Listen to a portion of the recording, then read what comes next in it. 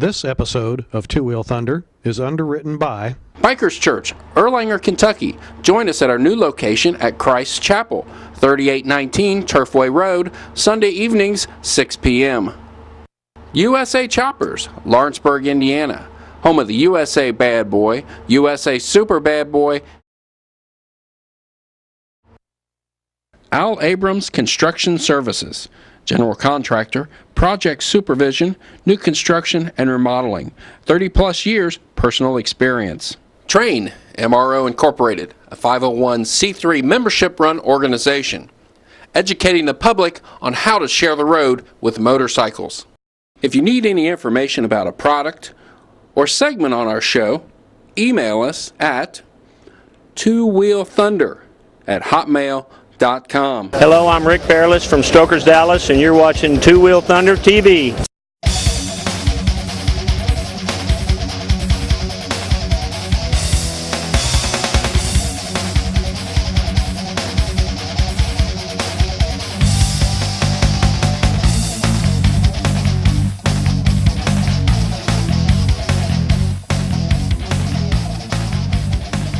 Here at Two Wheel Thunder, we're going to talk about safety. We're here with the Volunteer Fire Department in Bryan, Indiana, and we're going to talk about the safety gear that you should be...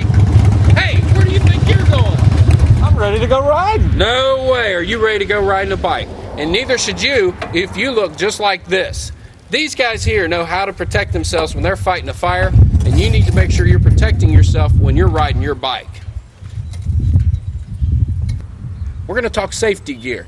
Now, we're here with the Volunteer Fire Department in Bryan, Indiana. Now, before you go fight a fire, there's some things you need to do to get ready for it. What's the first thing you want to do? First thing I want to do is put my boots and pants on. So when you're riding a motorcycle, you want to make sure you do. Put on my boots, after my pants, of course. So let's do that now.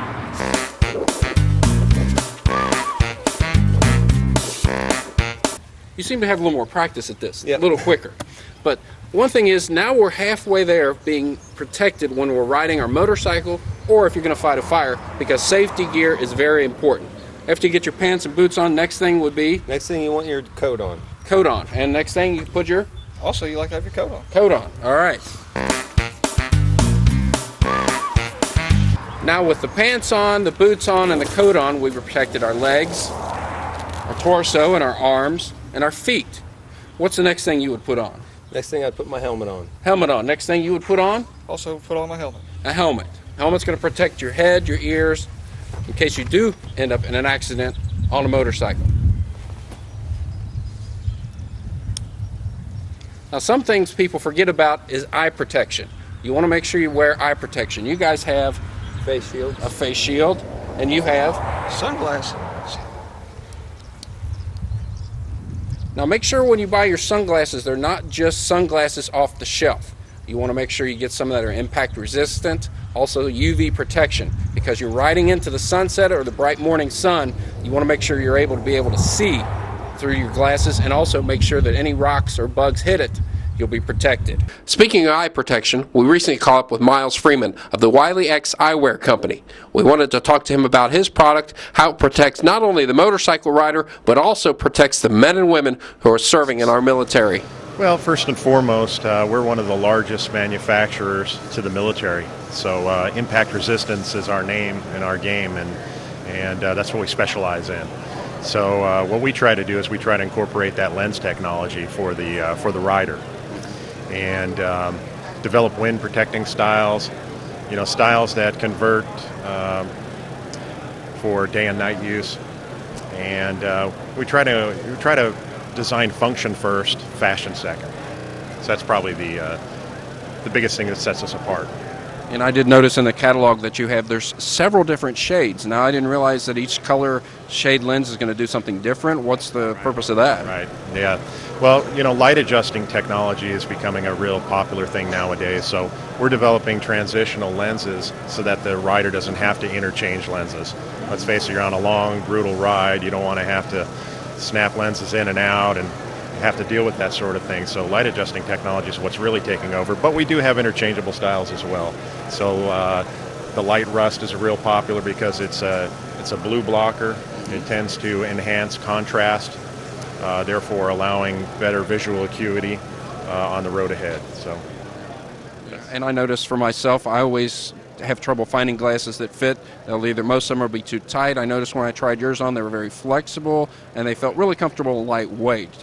What sizes you guys have? I mean, good point. Yeah, we pride ourselves on being a very unisex type company where we develop styles that, although you might pick up a frame and it might look small to the average user, we use such flexible materials that there's usually a good fit for everybody.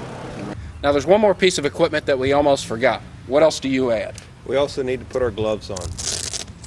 And bike rider? Bike riders also need to wear gloves as well.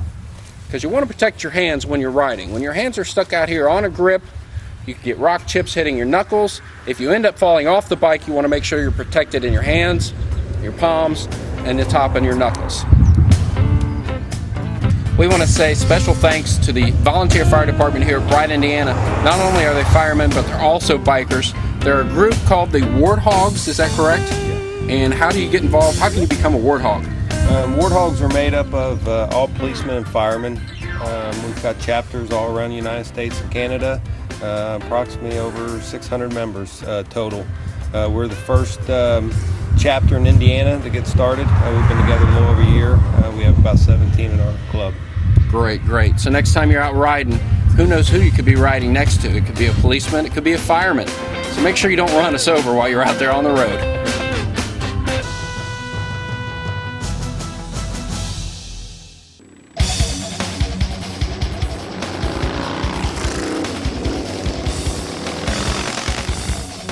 At this time, we'd like to thank everyone for watching this episode of Two Wheel Thunder.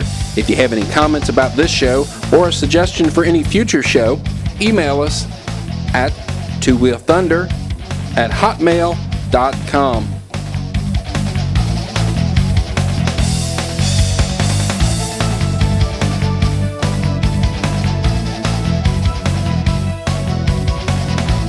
The preceding program was funded in part by